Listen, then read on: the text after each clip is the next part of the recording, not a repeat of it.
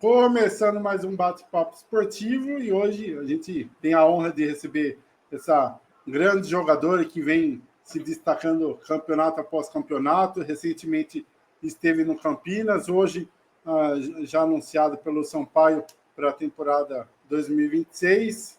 Isa, queria agradecer você por ter aberto um espacinho na agenda de férias, que a gente sabe que férias de atleta é curto, né, Isa? Para a gente fazer esse bate-papo e deixo o espaço para você se apresentar a todos. Boa noite a todos. Primeiro, obrigada pelo convite, Felipe. E estou muito feliz de estar aqui, poder conversar um pouco e dar um bem-vindo a todos aí que estão nos acompanhando também. Oi, Izzy, para começar, aquela perguntinha básica que todo atleta deve ouvir muito, né? Como que começou a sua história com o basquete? Teve referência familiar? Foi assistindo alguém ou acompanhando na escolinha e você acabou gostando e participando também? Como que começou a sua história com a bola laranja? Olha, para ser sincera, na escola, eu tive um professor, uma época, que teve um núcleo de basquete ali, bem curtinho, eu tinha 8 anos, e foi assim o meu primeiro contato com o basquete. Mas durou muito pouco, porque logo acabou o projeto, tudo, e eu não continuei.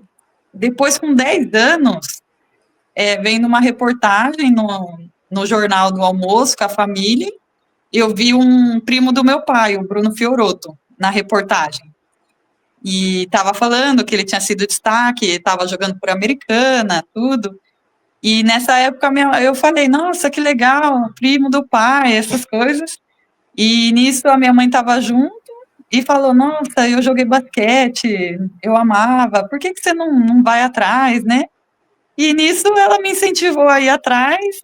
Eu fui lá com 10 anos, procurei na lista telefônica o telefone do centro cívico, sabe? Para ligar, pedir informação, né? Meio que época pré-histórica, quando pensa assim, né? E depois disso, deu certo. Assim que eu comecei a escolinha, foi a paixão à primeira vista, de novo, né? Pela segunda vez, mas assim, eu sabia que eu queria fazer aquilo. E aí comecei no projeto da Unimed em Americana, uma vez por semana, e depois foi subindo, até virar todos os dias. Quando você vê, você já está se profissionalizando e amando o que você está fazendo, né? Foi meio que assim, incentivado pela família. Pois, você brincou da lista telefônica, eu me senti velho porque eu lembrei da minha época de infância ficar procurando os telefones ali na lista, viu, Isa? Eu acho que se alguém jovem estiver escutando, né, mais jovem que a gente, estiver escutando, talvez não saiba o que é isso, né, mas foi desse jeitinho, pegar o telefone, olhar na lista, pedir informação, e aí eu ainda fui no lugar errado, me passaram uma informação, cheguei lá e não é aqui, é no centro cívico mesmo. Aí fui para o centro cívico, mas deu certo, ainda bem. Legal. Ainda bem porque é uma história gigantesca que você continua escrevendo ano após ano, campeonato após campeonato, né, Isa? É bastante tempo, quando a gente para pensar, é quase a vida toda, né, fazendo isso. E acho que ainda bem, porque eu conheci o basquete e acho que virou meu trabalho, mas eu ainda é algo que ainda é o que eu amo fazer, né? Então eu tive muito essa sorte de poder estar numa cidade, de estar num projeto que era muito bom e eu consegui me desenvolver, né? Pois, e uma outra uma pergunta que eu sempre faço, e eu até dei uma olhada, que você sempre usou, a maior parte dos clubes que você jogou, pelo menos aqui no Brasil, você sempre usou o número 77. É algum número que tem um significado especial? É alguma data que você lembra ali bastante? Qual o significado do número 77? Então, quando eu fui jogar o meu primeiro jogo, com 11 anos, se eu não me engano, 12, primeiro campeonatinho, eu era uma das mais novas, era eu e a Ana Calisto, né? E aí ela era mais velha que eu e tinha 2 números. Aí era o 9 ou 7. Ela escolheu o 9 e eu fiquei com 7. Aí depois disso, eu queria sempre manter o número que eu estava jogando, né? O 7, 7 virou meu número da sorte. E aí, muitas vezes, eu ia para alguma equipe, ou chegava alguém querendo esse número, aí, geralmente, era mais nova, eu perdia, né? Então, eu comecei, a partir do momento que pôde ali, escolher mais do que antes, era até o 15 só, né? Mas a partir de que pôde escolher mais números abertos, eu sempre pedi o 77. Aí virou meu número oficial mesmo. Então, agora, sempre que der, eu vou ser 77. Legal. E eu ia perguntar justamente isso, como que funciona ali dentro do clube quando chega uma atleta mais experiente que fala, ah, não, eu quero aquele número, tem essa conversa com o atleta que já usa o número, a direção que conversa com o atleta, como que funciona esse bastidor? Geralmente, quando a atleta é mais velha, sim, né? Ela tem preferência. Então, foi o que aconteceu comigo quando, em Americana, eu era 7, aí chegou a Paola, queria 7, a Paola Ferrari. Aí já mudei de número. Aí, na época, não tinha o 77, tive que escolher o 15. Aí joguei algumas situações assim com números aleatórios, né? Mas sempre que eu era mais velha, elas ficavam com a 7. E era difícil eu ser mais velha que a outra menina. Aí, então, eu decidi, não, vou ter sorte em dobro agora. Aí, depois disso, até agora, eu nunca perdi. Espero que continue assim, com esse número. Pois, e uma outra questão que eu sempre pergunto é a importância de participar de escolinhas, de projetos, mesmo que lá atrás não tivesse as categorias separadas, masculino e feminino, qual que é a importância de ter projetos, de ter base, de ter escolinhas para quem hoje quer começar o basquete ou outro esporte, de já ter esse preparo na base para chegar no adulto mais preparado. Eu acho importante, né, ter a escolinha, porque você vê, várias atletas vêm de escolinha, né? A gente precisa dessa base bem feita. E muitas vezes, muitas meninas vêm me perguntar como que eu começo e eu não sei dizer, sabe? Por exemplo, aqui em Americana ainda tem um trabalho, mas não é específico, às vezes, para quem está começando, sabe? É para quem já joga ou algo assim.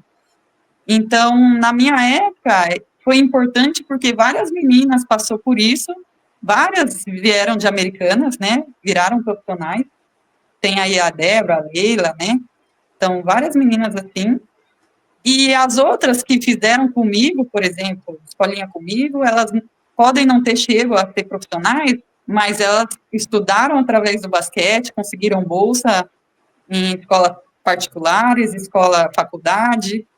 Então, eu acho que é a partir de criança que a gente consegue chamar a atenção para o esporte, para poder se desenvolver pensando num futuro, mesmo não profissional, mas algo que vai ajudar a pessoa a crescer como ser humano mesmo, e ali ter um emprego, ter uma faculdade.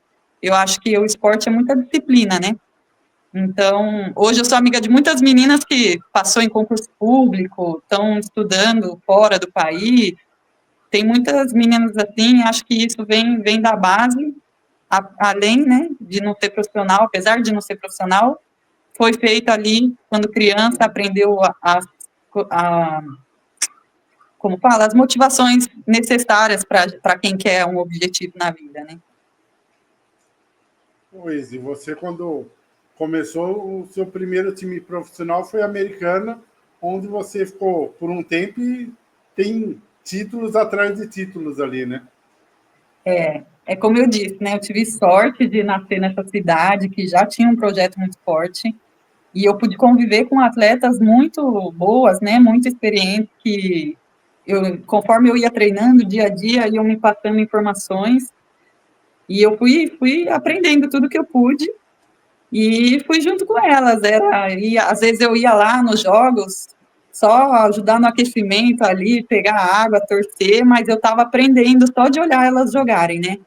Então, essa conexão de ter um time adulto com a base também foi importante. Eu fui aprendendo como era um time profissional, o que eu devia fazer para chegar a ser profissional também. E eu pude aí ganhar muitos títulos com elas, com o time, e ter aí essa carreira aí, que eu acho que está sendo vitoriosa, mas que eu busco ainda mais no futuro. Né? Pois, e uma das atletas que você jogou junto em Americana foi sua treinadora agora recentemente, né?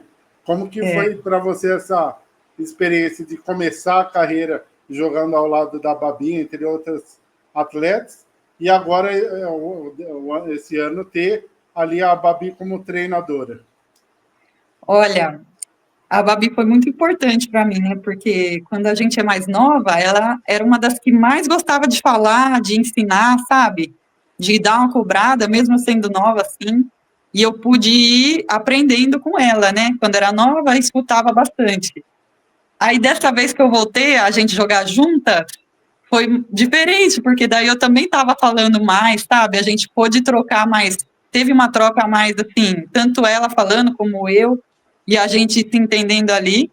E aí, quando eu descobri que ela ia virar técnica, eu fiquei super feliz por ela, porque eu acho que o basquete merece, sabe? Acho que ela tem uma visão de jogo muito diferenciada no basquete feminino.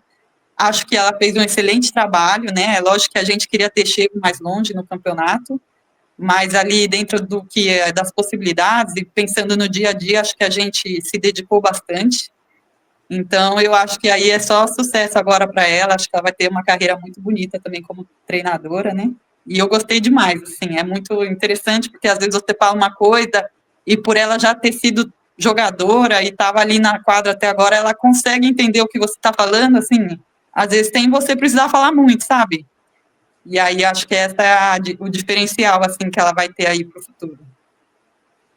Pois, e ainda falando do americano que tinha um timaço, a gente até brincava nos bastidores aqui, que era uma verdadeira seleção, né?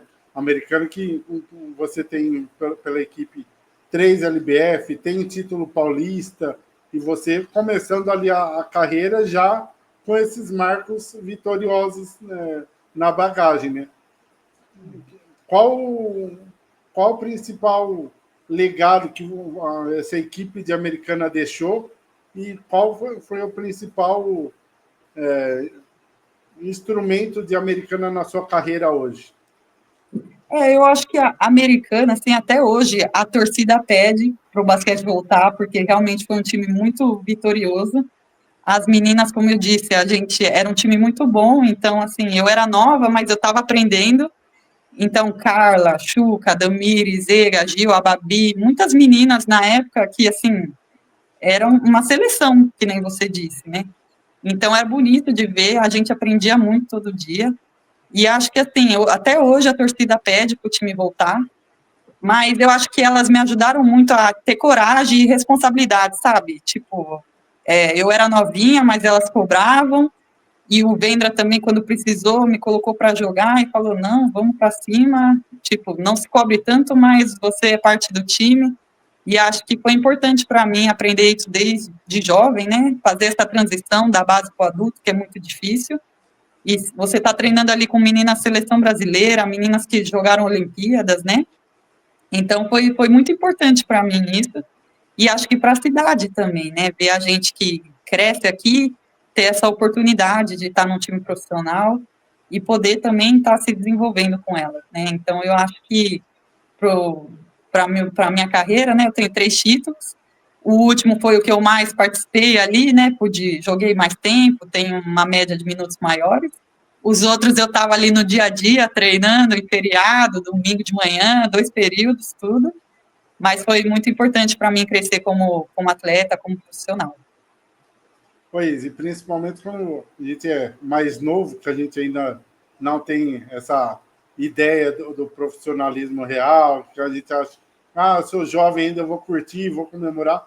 Como que é dentro do basquete, principalmente nessa equipe de americano que ganhou títulos seguidos, para justamente após uma conquista, saber ali um momento de comemorar e na temporada seguinte baixar a cabeça, continuar trabalhando firme para ir continuando o legado, continuar ganhando o seu espaço sem deixar aquela autoestima sobressair. Eu acho que assim era uma equipe que tinha muita vontade de vencer, né, de ser campeão. O próprio Molina também, que era o diretor, né, o presidente da equipe, ele sempre buscou muito isso. E era uma equipe, o DNA campeão mesmo. Eu lembro que a gente era campeã, comemorava no dia, no dia seguinte ali, mas daqui 2 dias já estava falando do próximo ano, quem ia ficar, quem não ia, como que ia fazer para vencer de novo, para se manter lá em cima. Então, assim, o atleta se move através disso, né? Acho que tanto os desafios quanto as conquistas, mas elas são meio que assim, você comemora hoje ou perde hoje, mas amanhã você tem que estar lá e fazer de novo, porque o objetivo, acho que é todo ano você dar o seu melhor e buscar a medalha novamente, né? Então, eu via muito disso nelas, nas meninas, e eu também sinto muito isso. Então, eu acho que é um conjunto, né? A equipe toda pensando assim foi o que levou a vários anos ali estar no patamar mais alto ali do basquete feminino. Pois, e uma curiosidade que eu sempre tenho, quando o time começa a ganhar muitos títulos seguidos, naturalmente começa a vir o assédio às jogadoras para serem negociadas com propostas. Como que funciona internamente ali para as atletas? Vocês se conversam ali nas séries para saber, ó, se vai ficar, se não vai, eu tenho proposta, o time vai ser mantido mesmo. Como que funciona essa questão para a atleta? Se nas férias vocês se conversam sobre isso, ou nas férias vocês não querem saber de basquete, se desliga por completo, que é só descansar com a família? Eu acho que tem muito isso de negociação, né? Os agentes entram em contato, os times. Tem muitas atletas, assim, que às vezes a gente está no mesmo time, a gente gostou de jogar junto, a gente se conversa, né? Meio que para saber. E às vezes antes de fechar em algum time, você pergunta também, né? A quem vai jogar, porque você também, como jogadora, você quer um time competitivo, quer estar num time que vai buscar algo. Então, eu acho que é normal, assim, as jogadoras se conversarem, mas no fundo vai depender muito do time, de treinador, né, da proposta, é muito individual, eu acredito, né, no meu caso eu tento fazer um pouco de tudo, conversar, ver quem vai jogar, quem é o técnico, e analisar a proposta, né, como no fim a gente joga por amor sim, mas também é nosso trabalho, então acho que tem que ser tudo isso considerado, e férias, assim, é tipo uma semana, não dá para descansar muito mais que isso, depois a gente já volta a se preocupar ali com treinamento, com essas coisas. Então, acho que para todo mundo deve ser assim, meio parecido. E nas séries agora, principalmente final de ano, final de temporada, que é um pouquinho maior ali os dias de descanso, por mais que continue treinando, continue uma rotina ali de treino para não ficar parado totalmente. Como que funciona a cabeça do atleta? Se desliga completamente, pensa ali em viajar com a família, descansar com a família, ou acaba ali vendo alguma notícia, assistindo alguma coisa, principalmente hoje com redes sociais, com celular, com internet a qualquer momento? Olha, eu, sendo sincera, eu tento me desligar pelo menos uma semana, mas, por exemplo, a gente, né, acabou o campeonato para a gente ali do Campina, então, mas eu vou acompanhar ainda as finais, as meninas, né, tipo, o campeonato, vou ali assistir, e já busco, assim, o que eu vou estar treinando agora nas férias, mas já tenho viagem marcada, vou aproveitar, curtir com meu marido, com a família, fim de ano, para em janeiro voltar 100% aí. E era isso que eu ia perguntar. A LBF geralmente começa em março. Como que funciona a pré-temporada? Vocês começam a treinar com o clube mesmo? Quanto tempo antes, mais ou menos? Então, vai muito, acho que também de clube para clube, né? Eu sei que alguns times talvez comecem em janeiro, dia 15, dia 10, mas a maioria acho que deve começar em fevereiro, começo de fevereiro, e ali eles tentam fazer no mínimo um mês ali de pré-temporada juntas, né, com o time, porque isso a gente já vem treinando sozinha em casa, e aí chega lá, faz uma pré-temporada meio que do time todo, e aí, em março, começa o campeonato. Então, assim, se parar para pensar, a gente tem aí um mês agora, né? Um pouco mais que um mês treinando sozinha, mas logo já tem que voltar ali no pique da equipe, né? Pois, e você que durante a carreira jogou fora do Brasil também, teve passagem pela Espanha, teve passagem pela Argentina. Qual foi o país mais difícil que você jogou, seja por cultura, seja por idioma? Qual foi o país mais difícil que você jogou fora? Olha, A primeira vez que eu saí foi para jogar na Argentina. E assim, eu fui muito bem recebida, sabe? Tipo, eu não esperava assim, porque eu já fui imaginando, nossa, você é estrangeira, né? Talvez não sejam igual os brasileiros, né? Mas eu fui muito bem recebida, mas teve uma barreira um pouco de linguagem no começo, né? Eu não falava o espanhol tão bem, apesar de ser parecido. Só que eu estava numa cidade muito interior. Então, elas tinham um sotaque um pouco diferente do espanhol da Espanha, por exemplo. Então, para mim, teve essa barreira ali. Então, achei que no começo foi um pouco mais difícil, ali na Argentina, né? Não digo pelas pessoas, mas por eu entender pelo idioma, assim, ser a primeira vez que eu estava em contato. Mas foi algo muito rápido também, porque na época o campeonato durou 2 meses só. E aí eu voltei e logo eu fui, passou alguns meses, eu fui jogar na Espanha. E aí eu já achei o idioma mais fácil, assim, já estava mais acostumada. Foi um pouco difícil também me acostumar como era a rotina, né? Porque era diferente, apesar de ser profissional, eles eram semi-profissional, então lá os horários, a cultura era meio diferente em questão de horário, era tudo mais tarde. Então, às vezes a gente treinava 8 horas da noite, sabe? De manhã fazia academia e depois só treinava das 8 às 10, às 11 da noite. Então, até a gente acostumar com isso, eu achei que foi meio difícil no começo. Mas depois, assim, em relação às pessoas, eu sempre fui muito bem recebida nas equipes, sabe? Então, em relação ao basquete, acho que basquete é basquete em qualquer lugar. Lógico que de treinador para treinador tem uma diferença, né? De como até você se adaptar à maneira que eles querem que jogue. Mas, no mais, achei que os 2 países que eu joguei foi super legal, tem boas lembranças. E com certeza eu jogaria de novo nos 2 países, assim, não, e indicaria, né, para atletas irem, sabe? Para mim, eu tive muita sorte com isso também.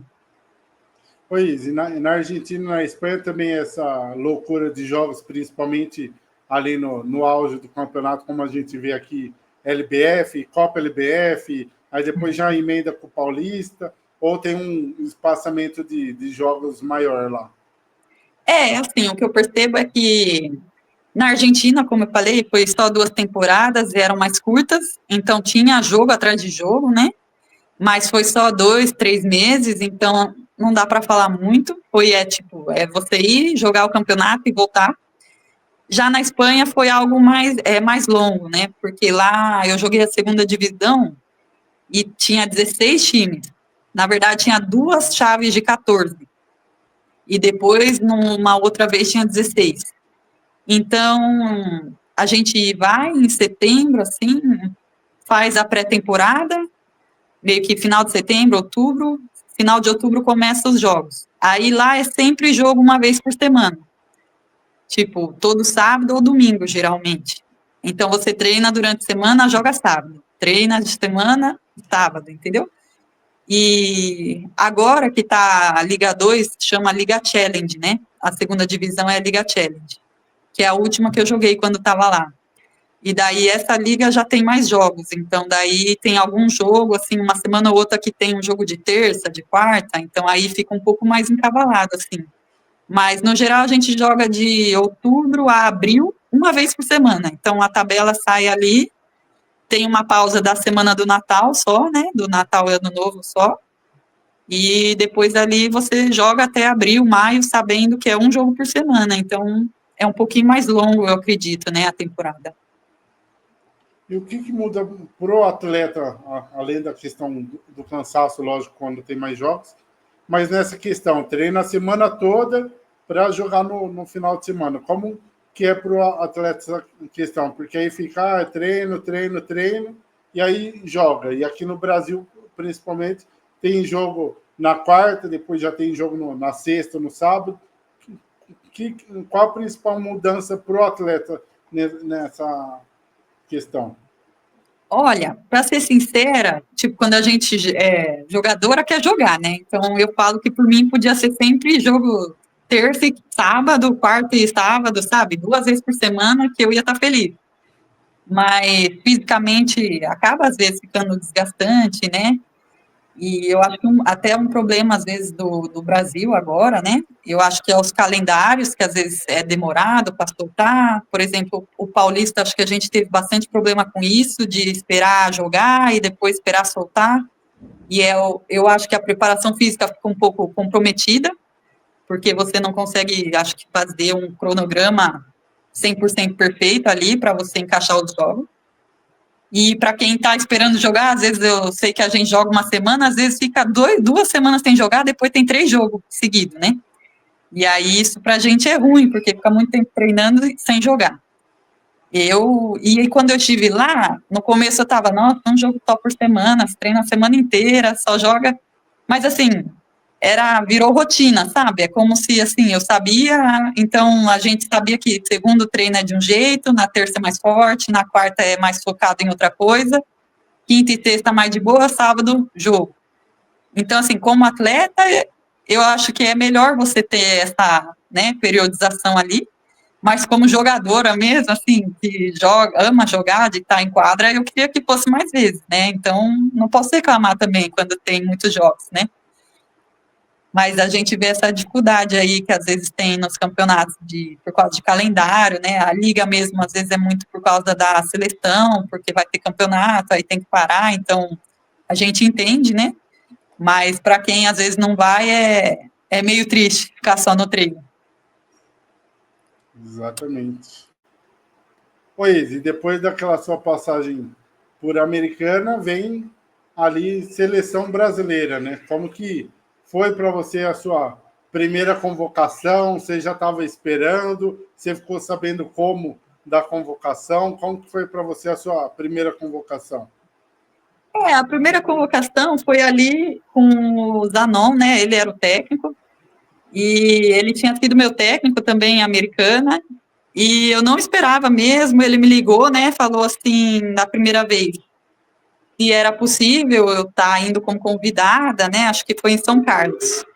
E nessa época acho que foi algumas meninas mais novas também, da seleção sub-19, e eu, nossa, quero, eu tinha que ir no dia seguinte, aí meus pais me levou para São Carlos, aí eu fiquei uma semana como convidada, né, da seleção adulta, a gente fez amistosos na época, eu acho que eu tinha 19 anos, né, se eu não me engano.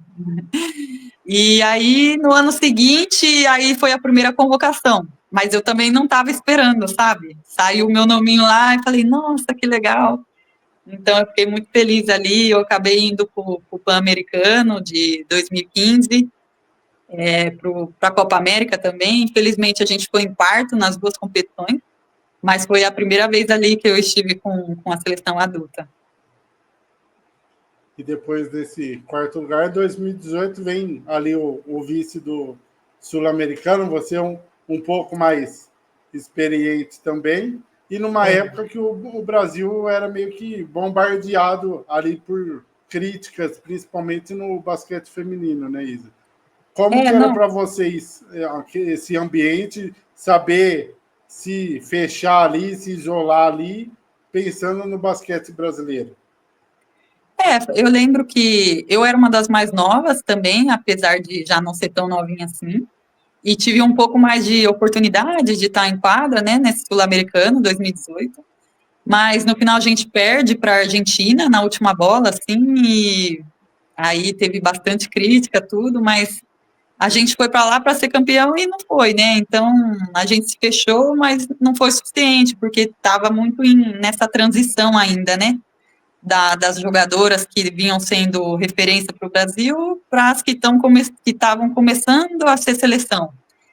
Então, acho que foi um período muito difícil, foi uma derrota muito dolorosa, né, assim, e depois daí acho que o Brasil entrou numa fase meio ruim, porque no ano seguinte também acho que a gente não classifica, né, para a Copa, no mesmo ano a gente não classifica na Copa América, para o Mundial, depois de 2019 a gente joga o PAN, né, aí a gente é campeã, e com o retorno, né, de algumas meninas, como Clarissa, que não estava, né, em algumas outras vezes por causa de WNBA, essas coisas, mas aí, ainda assim, continua um período difícil, né, eu acho que para o basquete, e a gente tem se fechado, né, se fechou ali, para sair ali do buraco, e acho que vem fazendo isso, Mas foi complicado ali, nessa época, 2018, ali foi bem, um segundo lugar bem doloroso para a gente.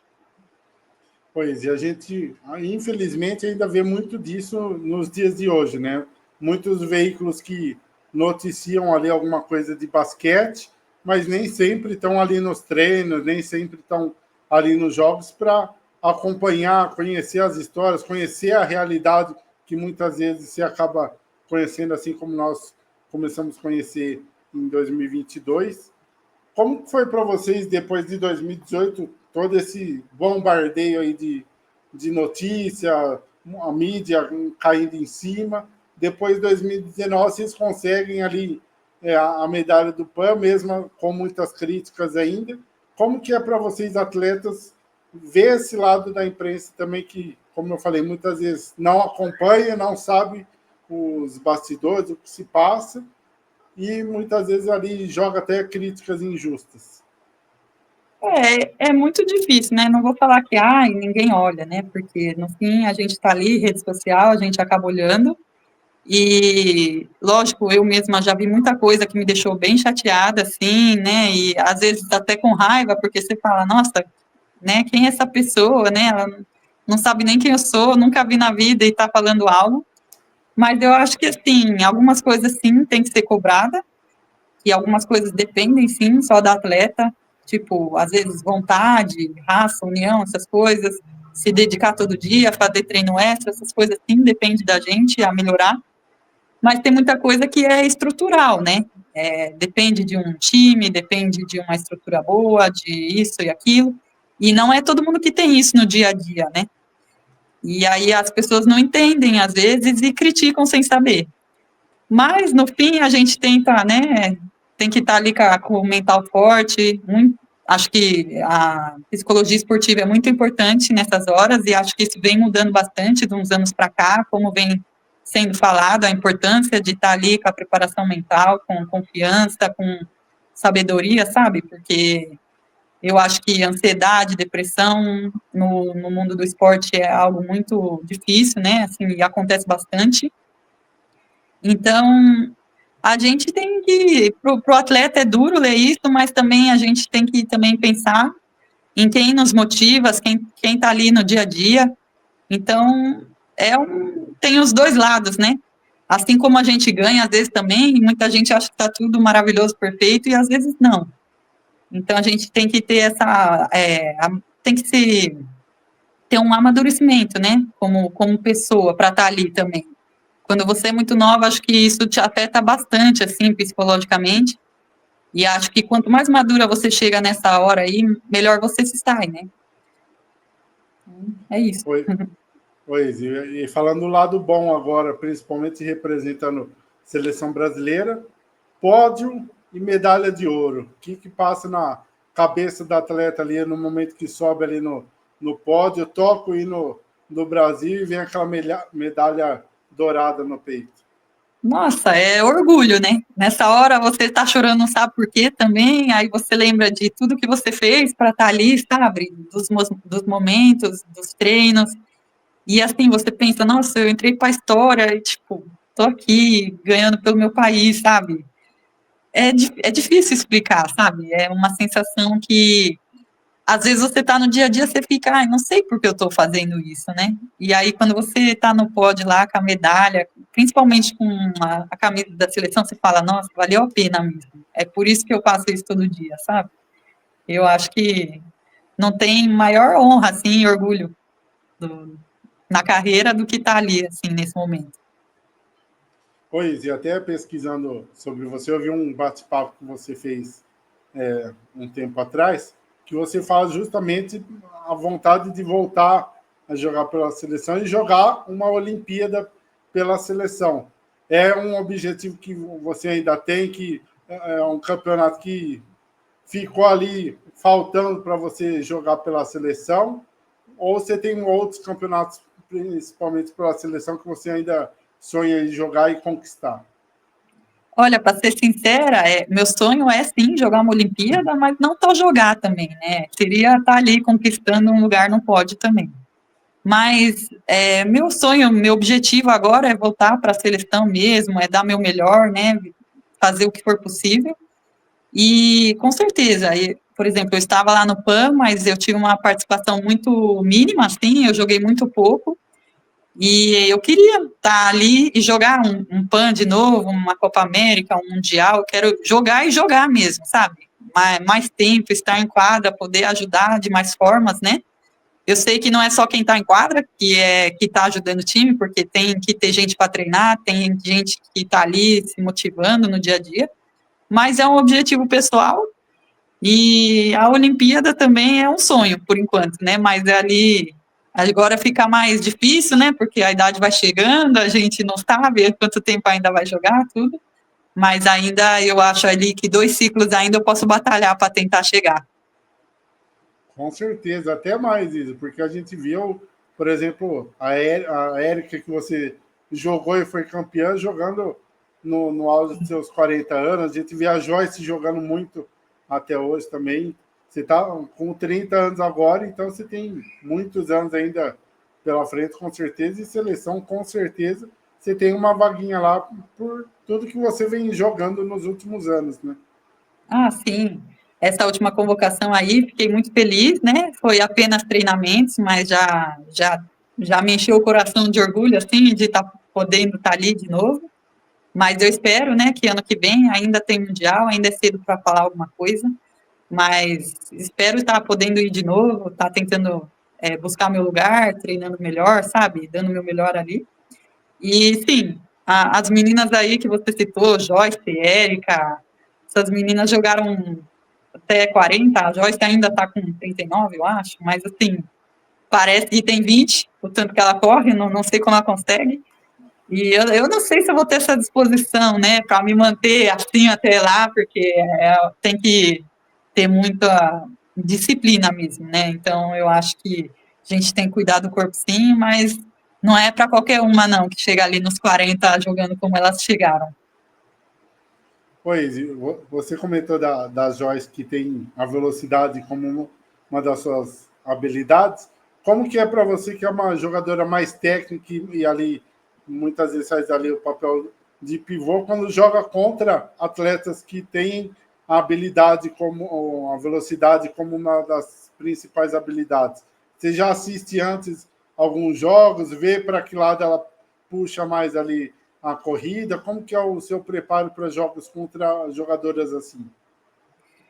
Assim, todos os jogos, né, que a gente joga, a gente meio que sabe quem vai marcar, né, já estuda a jogadora, a gente também joga muito já, uma contra as outras, todos os anos, então a gente já sabe mais ou menos o que a jogadora faz, e assim, a gente tenta ver o ponto fraco, às vezes não tem, mas a gente tenta, eu vou dar o lado esquerdo para ela, que ela é um pouco mais lenta, ou finaliza um pouco pior que o outro, sabe, mas é difícil.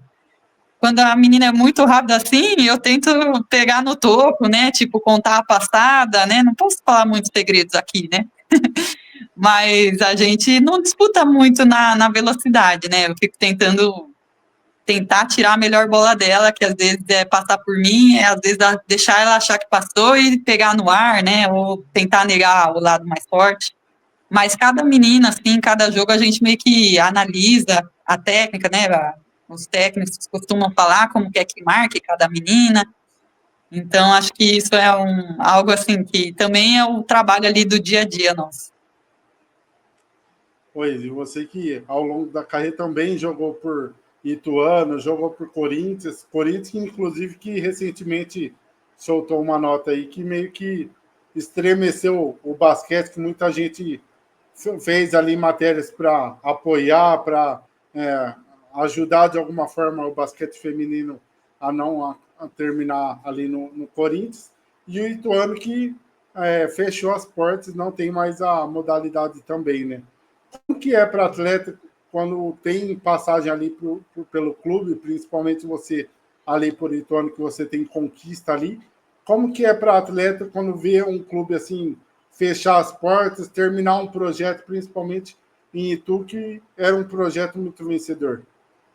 Nossa, eu vou falar a verdade, eu fiquei muito triste, porque assim, a cidade ali, ela tava respirando também basquete, sabe? A gente ia no jogo, quando eu jogava lá, tinha torcida, tinha fã, então você via, tipo, as pessoas tinham orgulho de falar do nosso time ali, do basquete, então eu fiquei muito triste quando vi que não ia ter mais o projeto, e vi que muitos torcedores também ficaram, e para a jogadora simplesmente é meio desanimador, para ser sincera, sabe? Porque um ano a gente tem aí 11, 12 times na liga, no outro tem 8. Aí no outro vai para 9. Aí para 11, aí tipo um time que foi campeão, sabe? Eu não consigo entender, eu acredito que o esporte feminino em si talvez não dê tanto retorno ainda, né? Não sei o que os patrocinadores buscam tanto assim que o masculino vai dar mais do que o feminino, mas eu acho que quando um time campeão, que tem ali uma história já sendo construída, acaba, é triste. E aí eu desejo muito que o Corinthians consiga se manter na liga, que eles arrumem, né, um patrocinador, que eles consigam se manter ali o time, porque a gente vê que são times bons, fortes, mas aí foram campeões, assim, no caso o Ituano é campeão, o Corinthians está numa final, e não é o suficiente. Então, assim, a gente entrega o resultado, assim, o time, o jogador, o técnico entregou o resultado e não é suficiente para se manter o time no ano que vem. E foi meio que aconteceu com a Americana também, a gente foi campeão no ano seguinte não tinha mais time. Então, porque muito se fala, né, vocês precisam, às vezes, entregar resultado para cobrar alguma coisa, para a continuidade do projeto, e às vezes tem o resultado e a continuidade não existe. Então, eu acho que ainda o basquete feminino ainda tem isso, né? A gente a insegurança do que vai ser no futuro, né? Um time fecha a porta, outro abre, mas para quem joga ali, quem vive o dia a dia, é muito difícil também. E você, como atleta, o que passa na cabeça do atleta, principalmente dando o exemplo agora do Corinthians, que nas vésperas de começar uma final de Paulista, tem essa bomba que a imprensa noticiou, logo depois o clube que soltou uma nota oficial tentando pôr panos quentes ali e explicar, mas o que passa na cabeça do atleta em plena final aí por chegar? Atleta já consegue pensar na final ou já meio que começa a pensar na carreira, onde vai jogar no ano seguinte? O que passa nesse turbilhão de pensamentos do atleta? Olha, é difícil falar porque eu não estou ali na situação delas, né? Mas me colocando no lugar delas, eu acho que vai acontecer um pouco de tudo. Acho que no primeiro momento devem ter tido um choque, né? Ali, assim, nossa, e agora? O que eu vou fazer, né? Não sei se algumas queriam continuar, mas, assim, no geral, o time em si, acho que pretendia continuar ali. E deve passar o pensamento: o que eu vou fazer ano que vem? Será que eu vou arrumar time, né?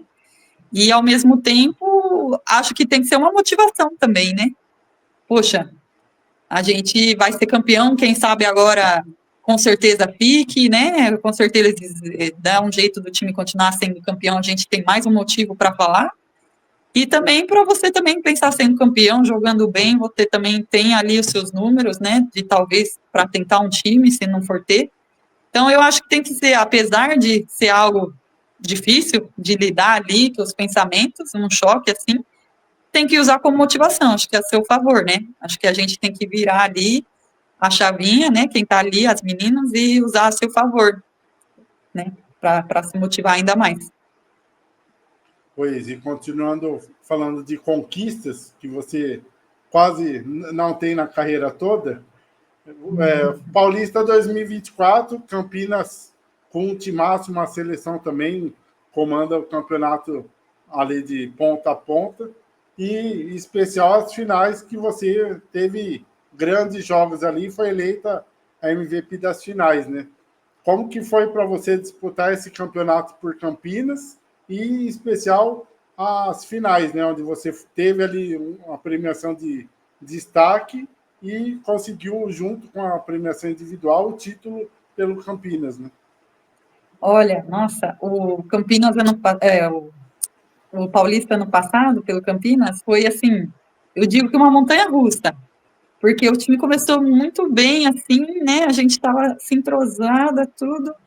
Aí veio uma sequência de jogos muito ruins, que a gente não ganhava, perdia, né? Acho que a gente estava em primeiro, foi acabar o segundo turno em terceiro, e aí a gente ainda jogou o playoff contra Ourinhos muito meia boca, assim, a gente fez o necessário para ganhar lá em Ourinhos, depois também jogou um pouquinho melhor em Campinas, mas nas semifinais a gente se juntou, né? O time se fechou de novo, assim, acho que em todo time é normal, às vezes tem um desentendimento ou outro, né? Há muito tempo, às vezes, trabalhando ali juntas, tem desacordo, tudo. Mas acho que foi importante na semifinal a gente se juntou, deixou o ego de lado, assim, e se uniu. Aí, a partir do momento que a gente se uniu, a gente fez 2-0 no Ituano, que estava, acho que saíram em segundo ali, ficaram em segundo, então a gente jogou melhor de 3, ganhou 2-0, até então a gente não tinha ganho delas, então a gente ganhou, e foi para as finais contra o Santo André mais confiante, né? Jogou um bom jogo em Campinas, aí perdeu o segundo lá de uma maneira muito ruim, assim, que a gente esperava fechar no segundo jogo para não dar chance. E o terceiro foi por tudo ou nada mesmo. Acho que, assim, para mim, como profissional, assim, foi uma experiência muito boa, porque foi uma das vezes, né, assim, apesar de eu estar jogando há muitos anos, durante a LBF ter jogado uma final com o Sampaio e tudo, ali foi outra final, em outra situação também, parecida, assim, tá empatado, quem ganhar vai ser campeão. Então, acho que isso foi muito bom, assim, para a gente se testar, acho que individualmente, como time, e aí a gente fechou e saiu com a vitória. Então, acho que o importante mesmo foi o trabalho em equipe, sabe? A gente colocou a bola em cada menina que estava bom em cada momento, cada uma entrou, ajudou, deu seu máximo. A Lua foi muito bem nesse último jogo, que estava, se eu não me engano, ela tinha um problema, estava com dor na posterior, panturrilha, e entrou para ajudar e ajudou, sabe? Então, cada uma fez seu papel, assim. E a Casanova meteu bola no final ali, que precisava.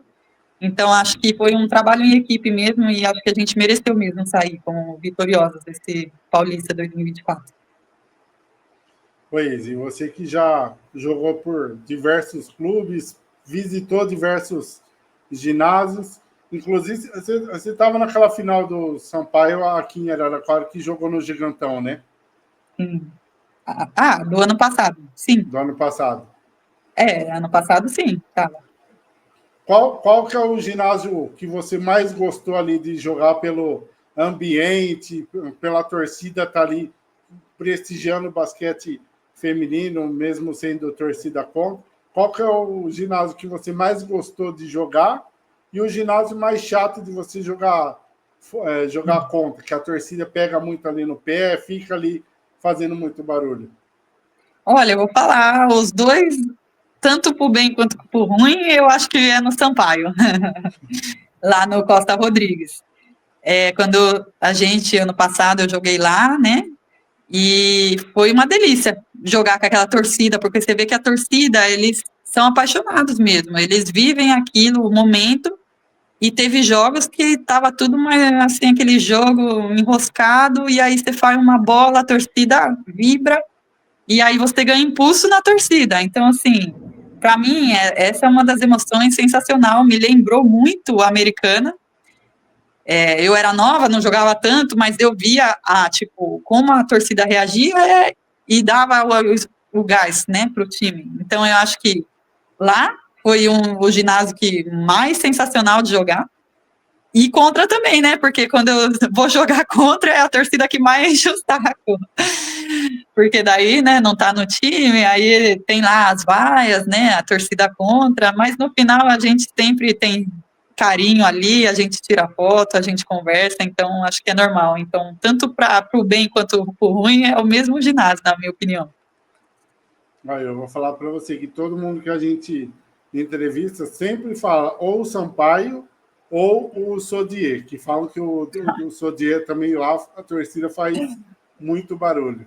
Olha, eu vou falar, eu sou de verdade, não posso negar. É difícil também jogar lá, que a torcida, elas ajuda bastante o time da casa, assim, e é difícil jogar contra. Mas eu ainda acho que o Sampaio, por talvez ser maior, né, tem mais gente ali, é um pouquinho pior. Pois, e falando um pouquinho de horário de jogo, a gente vê principalmente na LBF que tem jogos ali 11 horas da manhã, 3 horas da tarde, jogos à noite. Você tem alguma preferência de horário para jogar ou para você consegue se adaptar em qualquer horário? Ah, para ser sincera, eu acho que assim, eu cheguei a jogar um domingo de manhã, às 11 horas, essa liga, ou dois, e era o horário que a gente está acostumado a treinar também, né, em Campinas. Então, assim, não posso falar que foi ruim, porque era algo que estava acostumada, mas acho que a noite é sempre melhor, né, porque você consegue fazer sua rotina de jogo, que é ali, bate um arremesso de manhã, vai na academia, aí depois descansa, e à noite é um pouquinho mais fresco, geralmente, ali a temperatura está mais agradável, não sofre tanto com calor em alguns lugares, né? E acho que à noite, com certeza, talvez seja um pouco melhor. Pois, e a gente já chega na reta final do nosso bate-papo. Queria te mostrar e, ao mesmo tempo, fazer uma pergunta, que quando você entra no principal site ali de basquete feminino, que é o site da LBF, nada mais, nada menos, temos a Isa Sangali ali na capa Olha, do principal torneio de basquete feminino do Brasil. Temos você ali como capa falando dos destaques do seu da LBF, né? Que você foi ali a primeira em número de rebotes, primeira em estatística de arremesso de 2 pontos, segunda maior pontuadora, terceira melhor nos lances livres, primeiro ali na lista de eficiência.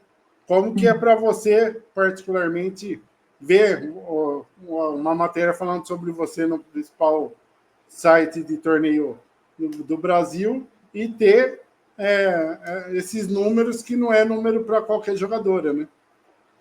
não, eu fico muito feliz, parece meio clichê falar, mas de verdade, eu fico muito feliz, assim, orgulhosa, assim, a minha família também sempre fala, e eu fico meio assim, ai, fico feliz, mas assim, ao mesmo tempo eu quero tentar manter, né? E é isso que é mais difícil, eu acho, que é a jogadora manter na boa fase. Então, acho que eu já começo a pensar, ai meu Deus, como eu vou fazer para manter isso?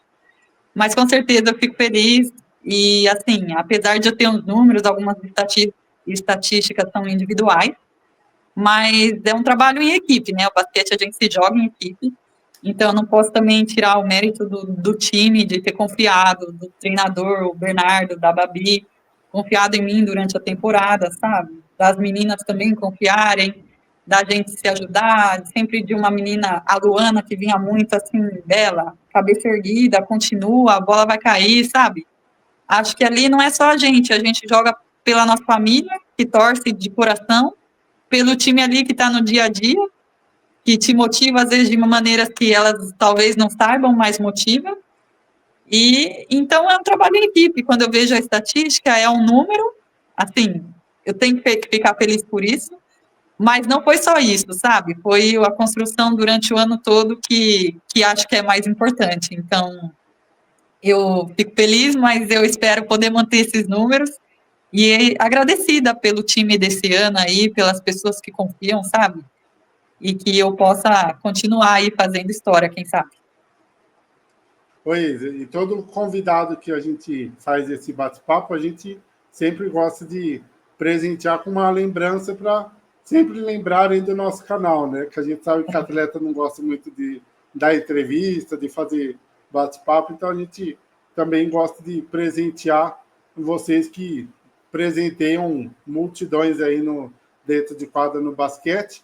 E aí a gente sempre dá duas opções para o convidado escolher. A gente tem um kit de churrasco do Boi Bravo, que é um dos nossos parceiros aqui do canal, e uma cesta de chocolate ou uma cesta de chocolate da Cacau Show. Aí fica a seu critério qual você prefere. Tem que escolher? Nossa Senhora, eu gosto das duas coisas, mas eu acho que eu sou mais chocolate. Mais chocolate? Eu sou formiguinha, é pro doce.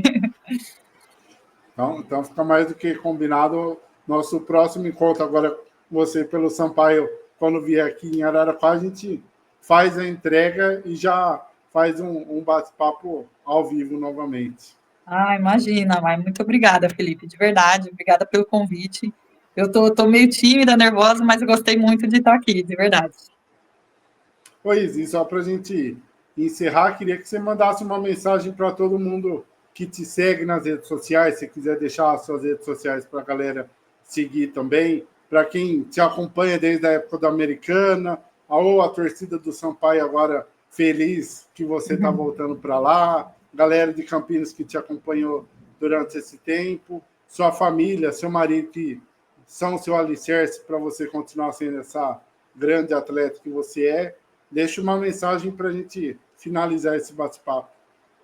Ah, eu quero agradecer mesmo, como falei, as pessoas, né, do dia a dia, minha família, meu marido, que também está sempre me apoiando, as meninas do time desse ano, mas todas que sempre estão, a gente vira amiga, né, e a torcida, principalmente aí, esse ano do Campinas, tive muitas pessoas que me trataram com muito carinho, o Rodrigo, a Ju, a Cleide, que está sempre aí nos bastidores do basquete, a Cleide, a Leona, então, assim, não posso falar todos os nomes, porque vai que, né, falta alguém, e não quero que ninguém fique chateado.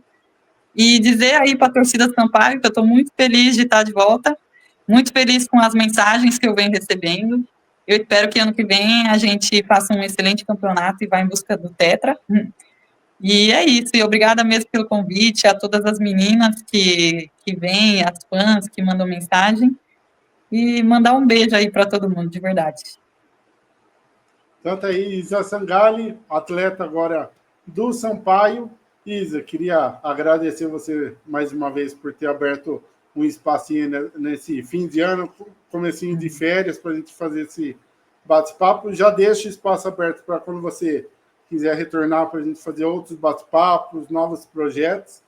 O canal, como eu falei e falo para todas as atletas, a gente está aqui para ajudar o basquete feminino, ajudar a divulgar, ajudar no que for preciso.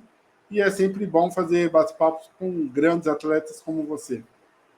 Obrigada, Felipe. Parabéns, né? E obrigada também por estar aí fazendo esse apoio aí, fazendo esse trabalho aí com o basquete feminino. Acho que é muito importante. E agradeço de coração o convite e espero todo sucesso para vocês também, para o basquete feminino. E com certeza a gente volta um dia aqui, de novo, novamente, ver se eu vou ter mais novidades para falar. E é isso. Muito obrigada pelo convite. E para você que acompanha o Toque de Bola Cast, continue seguindo nossas redes sociais, que vem muito bate-papo, muita novidade por aí. Isa, mais uma vez, muito obrigado e uma ótima noite. Obrigada. Boa noite.